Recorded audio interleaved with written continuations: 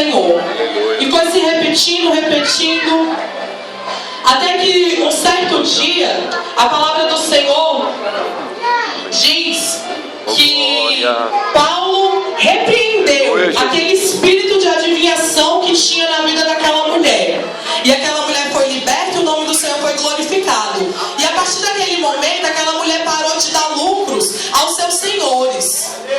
Desde o momento que você foi liberto, você parou de dar lucro para Satanás. Você dava lucro para ele. Outra hora ele era o teu Senhor, você fazia aquilo que ele queria. Mas a partir do momento que você entrou por essa igreja, que você aceitou Jesus, o lucro que tu dava para ele ficou para trás, caiu por terra. E o nome do Senhor tem que ser glorificado na tua vida. A partir de hoje você não dá mais lucro para Satanás. Amém. E aí diz que por conta dessa libertação houve uma prisão. Coisa louca, né? A pessoa está fazendo a obra de Deus, está fazendo aquilo conforme Jesus deixou ir de pregar o evangelho. E eles ali estavam fazendo, e o que aconteceu? Eles foram jogados a praças públicas, foram condenados falando que estava blasfemando, e aí eles caíram dentro de um cárcere. Eles apanharam bastante, foram chicoteados, apedrejados, e aí foram presos. Irmãos, há uns 4 anos atrás, como vocês todos já sabem, mas hoje eu vou falar algo que nunca ninguém ouviu da minha boca. A minha sogra, hoje eu queria que ela estivesse aqui. Eu louvo a Deus pela vida dela e eu queria que ela ouvisse isso. Porque Deus fez uma promessa na vida dela. Fez uma promessa na vida do Adriano. E quando eu cheguei na vida do Adriano, eu acho que ela assustou, falou: meu Deus, olha o que você colocou para andar do lado do meu filho, sendo que ele tem promessa. Parece que ela é pior do que ele. Só que ela persistiu em oração e foi passando o tempo, foi passando os anos. E aí nós tivemos filhos e foi encaminhando. Certa vez ela olhou e falou: o Senhor tem promessa e tem obra na vida de vocês. Glória a Deus. Só que como vocês não dão ouvido, Deus vai colocar o Adriano no leito.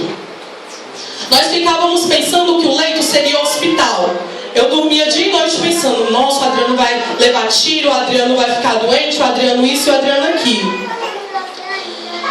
E certa vez, no dia 11 de abril de 2011, eu estava trabalhando e todos os dias o Adriano ficava me esperando.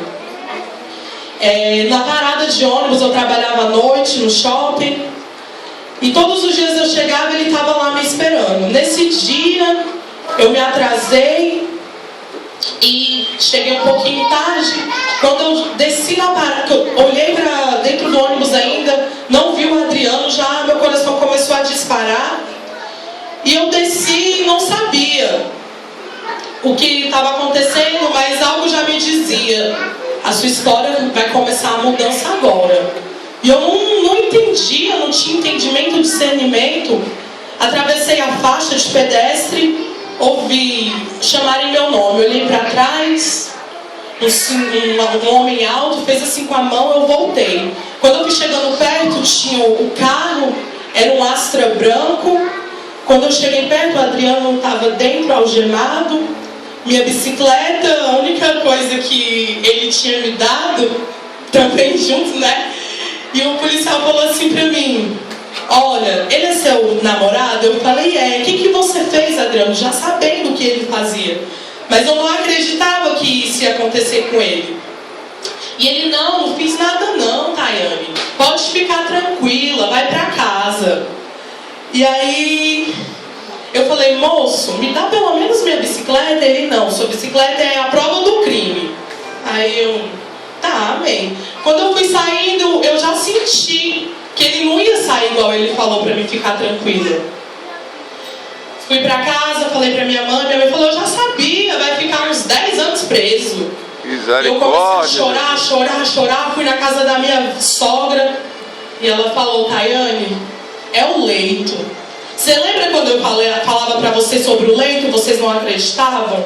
Então, o Adriano está no leito. E aí fomos para a delegacia com a esperança de que ele iria sair de lá. Só que ele, felizmente, porque como eu disse no começo da mensagem, a minha história começou dentro de uma prisão. A minha mudança de vida começou dentro de um cárcere, dentro do meio de onde ninguém tem valor perante a sociedade. E hoje eu estou aqui. Se a sua vida hoje se encontra presa, não é mais um motivo, não é dentro de uma prisão igual a minha começou, mas pode ser uma prisão espiritual, uma prisão do teu marido que ainda não serve o Senhor, uma prisão até mesmo de uma doença que não tem cura, eu não sei. O Senhor vai entrar com providência. Amém, gente. Abençoe. E simplesmente o policial falou assim: não, ele não vai sair, traga a roupa branca, que ele vai ser encaminhado para o presídio. Irmãos, eu desesperei tanto, eu gritava na porta daquela quarta DP que eu caía no chão. E a minha sogra me segurando e falando: calma, calma, o Senhor vai mudar a história de vocês, calma. E eu não conseguia enxergar nada. E ali começamos, uma etapa na nossa vida, tanto na vida dele como na minha vida. Eu aqui fora, ele lá dentro. Comecei a visitá-lo. 2 visitas depois, ele já estava convertido. E eu não acreditava na mudança que o Senhor estava fazendo na vida dele. E o que me chama a atenção foi algo que eu nunca tinha. O Senhor, um dia eu limpando aqui essa igreja, o Senhor começou a falar: Tayane, lembra do teu marido? Todas as vezes que você ia visitar ele estava preso, ele estava encarcerado, os sonhos dele estavam frustrados, mas todas as vezes que ali você entrava, ele olhava para você e falava: vai para a igreja, Deus vai mudar a tua história, Deus vai mudar a tua vida. E eu ficava olhando para ele e falava: como que ele pode falar isso? Eu ficava só pensando. Eu chegava lá, ele estava com um sorriso aberto, sempre disposto a me dar ânimo. Irmãos, que coisa, sabe? Tenta me imaginar comigo uma pessoa presa, sem perspectiva de vida, te falar de Jesus, te ensinar o que é Jesus. Com ele eu aprendi. Ele preso, quando eu chegava lá, ele pegava a Bíblia e vinha pregar para mim. E eu não entendia. Eu olhava para ele e falava: tá ficando louco? E foi nessa loucura que eu conheci Jesus, um homem preso, irmãos. Quando eu entrava lá, sabe qual era o louvor que eu ouvia da boca dele? Campeão, vencedor, Deus das asas, faz seu voo. Um preso, irmão, um homem preso. Você está livre, você pode adorar o teu Deus. Você não está encarcerado, corpo físico. Ele estava.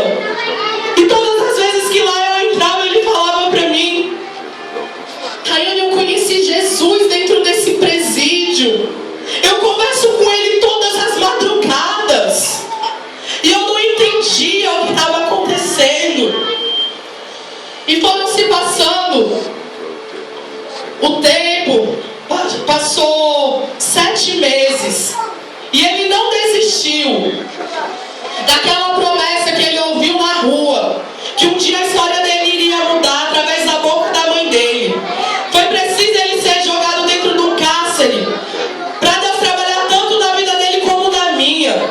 O que eu quero te dizer essa noite: esse cárcere não é para te matar, esse cárcere é para te moldar, esse cárcere é para te libertar, esse cárcere é para te reerguer, esse cárcere não é para morte. Muitas vezes nós temos situação em nossas vidas que nós pensamos que já era, que acabou, mas a palavra do Senhor diz que Paulo e Silas, no meio daquela prisão, eles têm um momento para blasfemar, para ele falar: Senhor, eu vou ser dentro.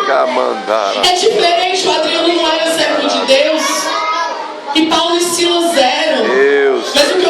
chamar a atenção Santo é no o milagre do Senhor dentro de um cárcere. Aleluia. Porque muitas vezes nós aprisionados, nós não enxergamos nada. Nós pensamos que não tem mais jeito para a nossa situação. E nós somos servos e servas do Senhor. Quando estamos aqui dentro da casa de Deus, fazendo a obra do Senhor, e eu e você sempre tem algo precisando da parte de Deus, sempre tem algo que nós buscamos. Nós sempre precisamos de um milagre. E todas as vezes que nós estamos aqui na presença do Senhor, e você sai para fora e vê que o teu milagre está muito mais longe do que você imagina, infelizmente bate uma tristeza, bate um desânimo. Mas eu quero te falar que aquele que te fez a promessa do teu milagre, ele não mente, ele não se arrepende, ele não volta atrás. Então ergue a tua cabeça. Mesmo encarcerado, você está livre. Mesmo encarcerado, você pode louvar. Mesmo encarcerado, você pode glorificar. Oh, glória! Aleluia, E Jesus. Paulo e Silas, eu acredito que ali um olhava para o outro e falava: Paulo, eu estou todo quebrado. Eu acho que até deve ter quebrado uma costela minha, porque eu não estou conseguindo nem me mover. Meu Deus. Mas aí Silas olhava, Paulo olhava para Silas e falava: Silas, eu estou da mesma maneira, só que eu acho que foi na perna, eu não consigo levantar minha perna. Ai, decanda labacé. Mas mesmo assim eles não negaram o nome do Senhor. E dentro daquele cárcere eles glorificavam, eles exaltavam o nome do Senhor, mesmo presos, com dores físicas, mesmo com sonhos encarcerados, eles não deixaram de honrar aquele que é digno de toda glória, de todo louvor. Hoje você pode não estar entendendo a tua situação, mas essa situação é para te fazer uma nova pessoa. Porque muitas vezes Deus nos coloca dentro de um cárcere para moldar, porque nós somos vasos na mão dele. E quando nós não estamos na maneira que ele quer, ele nos quebra. E quando ele nos quebra, é muitas vezes dentro desse cárcere. É dentro de um cárcere, é doído, é dolorido, mas vale a pena passar por esse cárcere. Se hoje você perguntasse para mim e falasse: Tayane, você queria que o Adriano tivesse sido preso ou não? Eu falava: foi a melhor coisa que aconteceu na minha vida, foi eu passar por esse cárcere. E o tempo foi passando, e todas as vezes que eu entrava dentro daquele lugar, cada dia mais eu me espantava. Um belo dia eu cheguei lá, ele fazia parte do Ministério de Louvor do presídio. Ele era levita lá no presídio. E eu sentava e ficava olhando para ele, e minhas lágrimas caíam. E o Senhor já estava trabalhando na minha vida, através desse preço, através desse cárcere. Eu tinha que sair daqui para ir lá para São Sebastião, para poder ser moldada, para poder ser aquebrantada. E todas as vezes que eu chegava lá era uma novidade. De repente um dia ele falou: hoje eu sou o pregador. Eu, pregador? E tu sabe, Adriano, falar da Bíblia? Falou: eu leio todo dia, o dia todo, eu já li a Bíblia toda. Tu acredita? Eu falei: nossa, tu tá Eita Deus. Eu olhava para a Bíblia assim: nossa, é muito grande. Aí eu falava para ele: mas você não tem nada para fazer, então não tem que ler a mesma Bíblia. Só que quando você sair daqui, você vai ser a mesma pessoa. Só que não.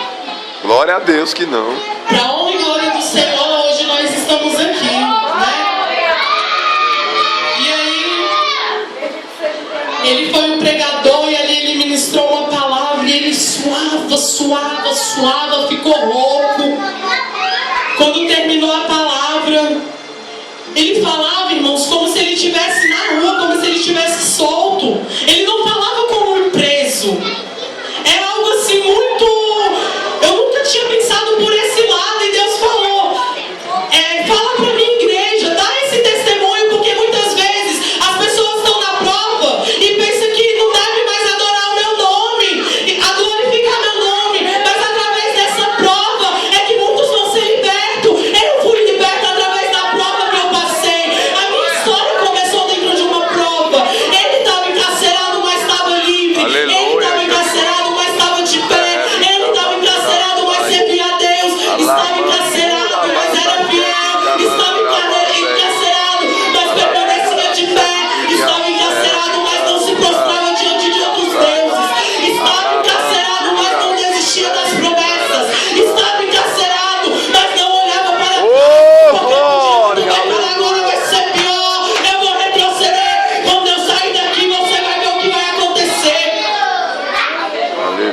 Jesus. Hoje nós somos servos de Deus quando estamos encarcerados. Nós conhecemos a palavra, nós sabemos. Só que quando o cárcere chega em nossas vidas, infelizmente, a primeira coisa que fazemos é murmurar. Depois nos arrependemos. Aleluia. Mas nós murmuramos. Só que depois que o Senhor me deu esse despertamento, eu comecei a dar glória. Todas as vezes que me encontro encarcerada, eu corro para o joelho e falo: Senhor, eu estou encarcerada em tal situação, mas eu estou de pé para te glorificar. E o Senhor, Deus, que tem a chave desse cárcere, e basta eu orar, basta eu clamar, que as cadeias vão cair em meu favor. Eita Deus!